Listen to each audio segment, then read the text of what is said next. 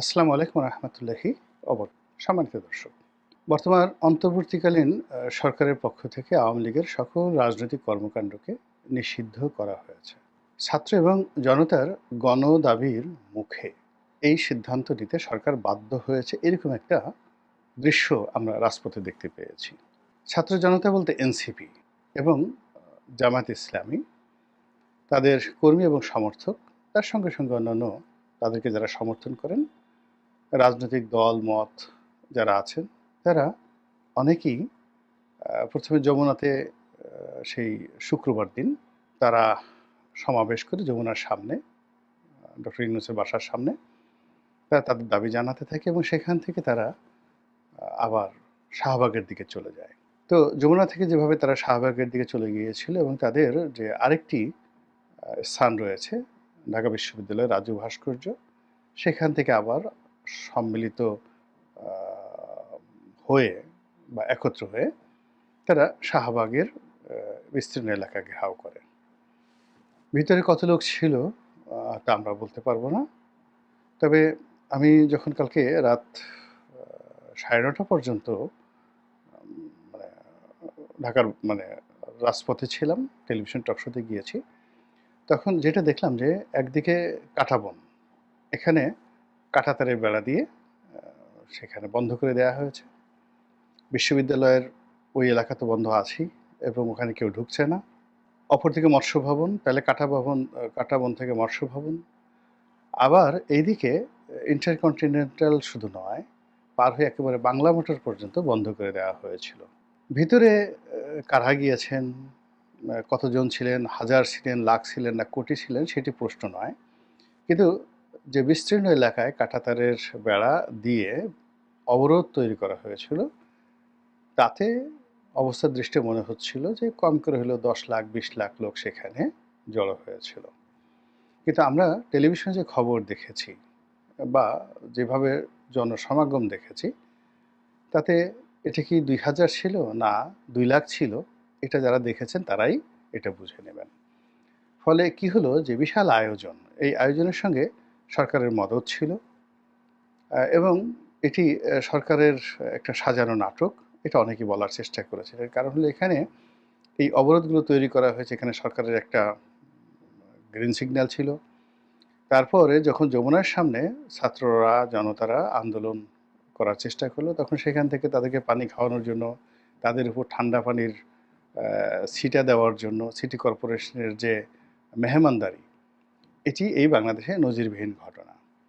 আবার সেখান থেকে ছাত্র জনতা কারো অনুরোধে বা যাকে বলা হয় স্বেচ্ছায় যেভাবে শাহবাগে এলো এবং তাদেরকে সম্মান জানানোর জন্য যেভাবে উপদেষ্টা পরিষদের জরুরি বৈঠক হলো এবং সেই বৈঠক থেকে যেভাবে তাদের দাবি দাওয়া মেনে নেওয়া হলো, এটা রীতিমতো নিদারুণ এক চিত্রনাট্য, অনেক সুন্দর একটা নাটক। কিন্তু জনগণ এই নাটক বুঝে গেছে যে এখানে কে লিখেছে, কারা লিখেছে বা কিভাবে এটা অভিনীত হয়েছে, এটাই হলো বাস্তবতা। যাই হোক, এখন কাগজে কলমে আওয়ামী লীগ নিষিদ্ধ। যারা আওয়ামী বিরোধী লোকজন তাদের উল্লসিত হওয়ার কথা, কিন্তু উল্লাসটা হচ্ছে না এবং এটা হবেও না। উল্লাস হবে আওয়ামী লীগের মধ্যে এবং সেটা হচ্ছে। এর কারণ হলো, যখন বিগত দিনে ১/১১ এসেছিল, সেই ১/১১ সময়টিতেও জাতীয় পার্টি এবং জামাত সুবিধাজনক অবস্থানে ছিল এবং লক্ষ্য করুন যে এখনও কিন্তু জামাত এবং জাতীয় পার্টি সুবিধাজনক অবস্থায় রয়েছে। যেখানে রাশেদ খান মেনন, তারপরে হাসানুল হক ইনু সাহেবের মতো লোক, তাদের উপর যা কিছু হচ্ছে, সে তুলনায় শেখ হাসিনার যদি সহযোগী কেউ থেকে থাকে তাহলে জাতীয় পার্টি প্রথম। সে তুলনায় জাতীয় পার্টি ভারতের তত্ত্বাবধানে এবং আমেরিকার তত্ত্বাবধানে সর্বোচ্চ ভালো অবস্থানে এখন আছে। আর জামাত, এখন জামাতের সবাই এক একজন সৌদি আরবের যে রাজপুত্র রয়েছেন মোহাম্মদ বিন সালমান, তাদের মতো তাদের জীবনযাত্রা এখন চলছে। তাদের ক্ষমতা আছে, জৌলুস আছে, আকর্ষণ আছে, তারা যেখানে যাচ্ছেন সেখানে ভন ভন ভন ভন করে সুবিধাবাদী যারা মাছি রয়েছেন তারা সেখানে উপস্থিত হচ্ছেন, তারা যা কিছু বলছেন সেগুলো অমীয় বাণী। জামাতের জীবনে এরকম সুসময় 1971 সনেও আসেনি। মার্চ, এপ্রিল, মে মাসে যখন রাজাকার গঠিত হচ্ছিল, আলবদর গঠিত হচ্ছিল, আরশামস গঠিত হচ্ছিল এবং তারা সরকারের পক্ষ থেকে যত রকম সুযোগ সুবিধা পেয়ে সারা বাংলাদেশ তারা যেভাবে কবজা করে ফেলেছিল এবং বলা হয়ে থাকে যে একমাত্র আলবদরেরই ৮০০ করে সদস্য ছিল প্রতিটি থানাতে। তাদেরকে সরকারের পক্ষ থেকে, এগুলো ছিল প্যারামিলিটারি, আলবদর ছিল প্যারামিলিটারি। তো আলবদরকে নিয়মিত মাসিক বেতন দেওয়া হতো সেনাবাহিনীর লোকদের মতো। তাদের হাতে অত্যাধুনিক অস্ত্র ছিল এবং তারা ট্রেনিং প্রাপ্ত ছিল, যুদ্ধ করার জন্য ট্রেনিং প্রাপ্ত ছিল। এবং এই আলবদর বাহিনীকে সাহায্য করার জন্য আরশাম ছিল এবং রাজাকার বাহিনী ছিল। আবার এই ৩টি বাহিনীকে সাহায্য করার জন্য বিভিন্ন এলাকাতে তারা শান্তি কমিটি গঠন করেছিল। এই শান্তি কমিটির তথ্য দিত বেসামরিক শান্তি কমিটি, তারপরে যা হবার তাই হতো সেখানে। তো তখন তাদের যে অবস্থা ছিল তার চাইতে এখন এই বর্তমান জামানাতে তাদের অবস্থা অনেক বেশি। এর কারণ হলো ওই সময়টাতে তাদের ব্যাপারে জনগণের ঘৃণা ছিল, ক্ষোভ ছিল, তাদেরকে নিয়ে জনগণের ভয় ছিল, আতঙ্ক ছিল। আর এখন যেটা হলো তাদের মধ্যে একটা অলিপ্ত অলিপ্ত ভাব রয়েছে, দেবত্ব দেবত্ব ভাব রয়েছে। এখন তারা সবকিছুই করছেন কিন্তু কোনো দুর্নাম নেই, বদনাম নেই। তো এই জামাতের তো আনন্দ হওয়ার কথা, কিন্তু শেষ পর্যন্ত জামাত আনন্দ করতে পারছে না। আওয়ামী লীগের দ্বারা সবচেয়ে বেশি ক্ষতিগ্রস্ত দল ১৫ বছরের বিএনপি, সর্বনাশ করে দিয়েছে বিএনপির মামলা মোকদ্দমা, এবং সেই মামলা মোকদ্দমা এখনো পর্যন্ত উঠেনি, চলমান। বিএনপিকে লোভ দিয়ে, লালসা দিয়ে বা কিছু সুযোগ দিয়ে এমন একটা জালের মধ্যে আটকে দেওয়া হয়েছে, ফলে বিএনপির যে সকল ধড়িবাজ, দুর্নীতিবাজ কর্মকর্তা ছিল, সামরিক, বেসামরিক, পুলিশ, প্রথম দফায় তাদেরকে বের করে আনা হয়েছে এবং বিভিন্ন পদ পদবি দিয়ে আবার এখন তাদেরকে টাইট দেওয়া হচ্ছে। এমন টাইট দেওয়া হচ্ছে যে অনেকের জান যায় যায় অবস্থা।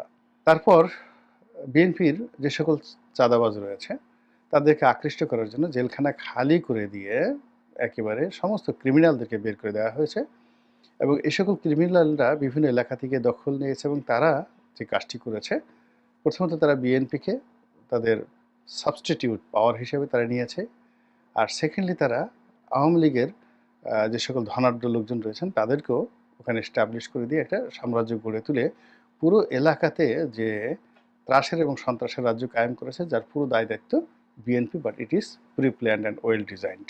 এই গেল বিএনপির অবস্থা। তো জামাতের কথা তো বললাম।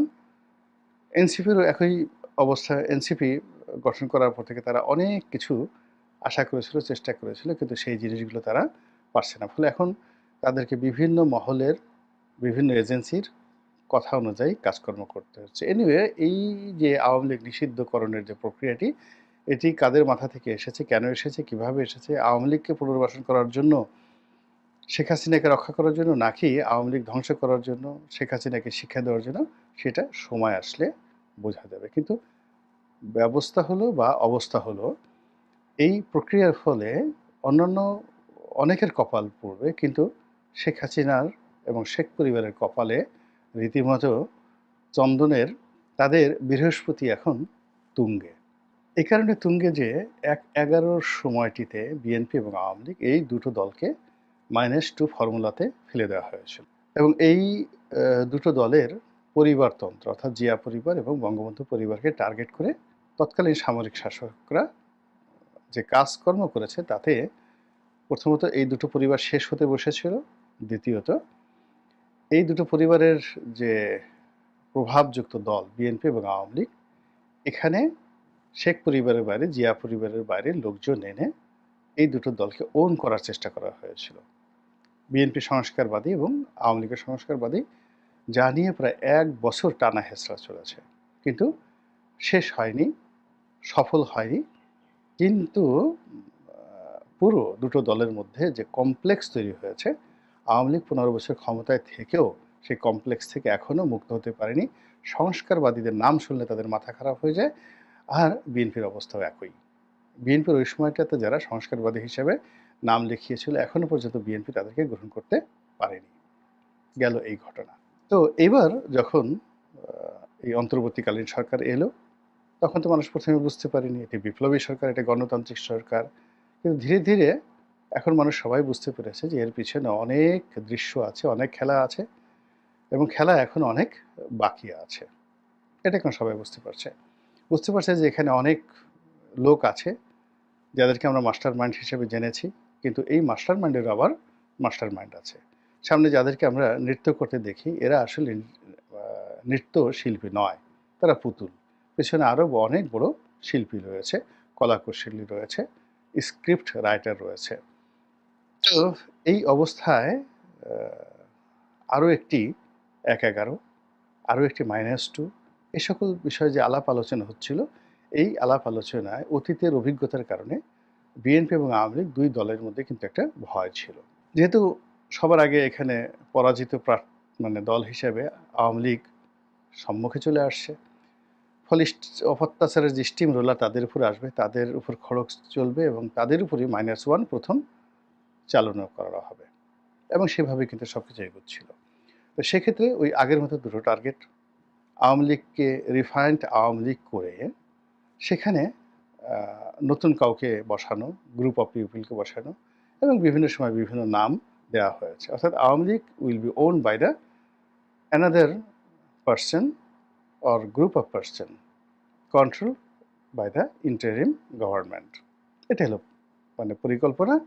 আর এখানে শেখ পরিবার, শেখ হাসিনা মাইনাস হয়ে যাবে অটোমেটিক। তো এটা নিয়ে আসলে আওয়ামী লীগের যারা নেতাকর্মী, তাদের মধ্যে এক ধরনের যাকে বলে আশা, নিরাশা, হতাশা ছিল।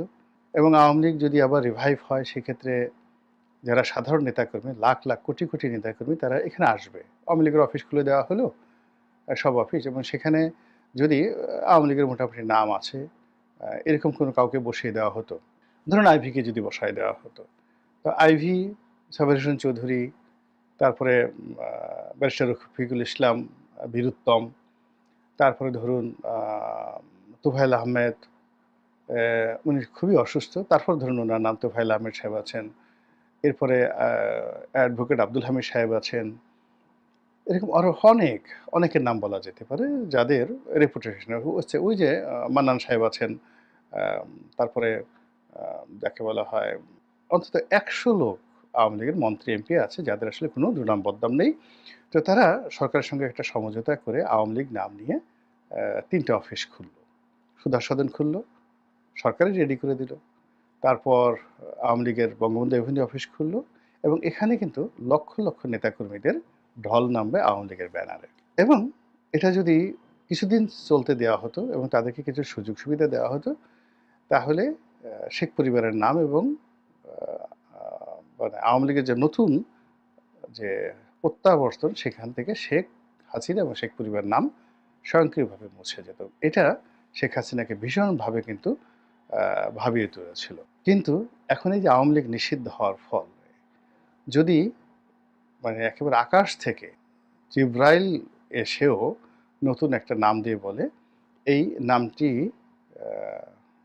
আওয়ামী লীগের যারা নেতাকর্মী আছেন, সেই নেতাকর্মীরা এই নামে আসলে তাদের বরকত হবে, এই একই অফিস, অর্থাৎ আওয়ামী লীগের অফিস, কিন্তু ধরেন পার্টির নাম হলো ফটাংফট, ফটাংফট পার্টি। তো ফটাংফট পার্টি আওয়ামী লীগের অফিসে সাইনবোর্ড টানছে এবং সেখানে আওয়ামী লীগের একটা মশা এবং মাছিও কিন্তু এখন যাবে না।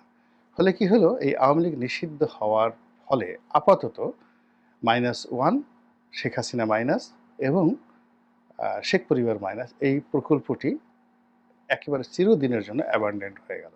আর আপনি এদেরকে রাজনীতি থেকে অ্যাবান্ডেন্ট করতে পারবেন না, এদেরকে নিয়ে আর কোনো পলিটিক্স করতে পারবেন না, নাম্বার 1। নাম্বার 2 হলো নিষিদ্ধ করে কখনো কোনো রাজনৈতিক মতাদর্শকে দমন করা যায় না, কেউ কখনো পারেনি। আওয়ামী লীগকে নিষিদ্ধ করে বরং একে আরও শক্তিশালী করা হলো, এদের মধ্যে ক্ষোভ তৈরি করা হলো, এদের মধ্যে ঘৃণা তৈরি করা হলো, এদের মধ্যে প্রতিহিংসা তৈরি করা হলো। আজ জামাতকে নিষিদ্ধ করার ফলে তাদের মধ্যে যে ঘৃণা, ক্ষোভ এবং প্রতিশোধ যে জাগ্রত হয়েছে, এবং সেটা এখন আওয়ামী লীগের বিরুদ্ধে কীভাবে কাজ করছে, যে এখন তারা, যে আওয়ামী লীগ একসময় শাহবাগকে ব্যবহার করেছে জামাতের বিরুদ্ধে, এখন জামাত সেই শাহবাগকে আওয়ামী লীগের বিরুদ্ধে ব্যবহার করছে। যেখানে এই বঙ্গবন্ধুর বাংলাদেশ, এই শেখ হাসিনার বাংলাদেশ, এখন তারা বলছে গোলাম আজমের বাংলাদেশ। এগুলো সবই আসলে ক্রোধ থেকে, ঘৃণা থেকে। এটা কিন্তু তারা আগে থেকে বলতো না, এই কাজটা তারা করছে আওয়ামী লীগের কারণে। তো এই যে আওয়ামী লীগকে ব্যাকফুটেজে পাঠিয়ে দিয়ে জামাতের যদি 5 to 6% বা 3 to 4% তাদের সমর্থন থাকে, তাহলে 35% লোকের মনে ঘৃণা, ক্রোধ এবং বিক্ষোভ জাগিয়ে দেওয়ার পরিণতি কি হতে পারে, ক্যালকুলেটর লাগবে না, আপনি নিজেই মোটামুটি এটা বের করে ফেলব। এখন বক্তব্য হলো যে আওয়ামী লীগ নিষিদ্ধ হয়েছে। এটা দেখে আওয়ামী লীগের খুশির বন্যা, শেখ পরিবারের খুশির বন্যা, শেখ হাসিনা রীতিমতো আনন্দে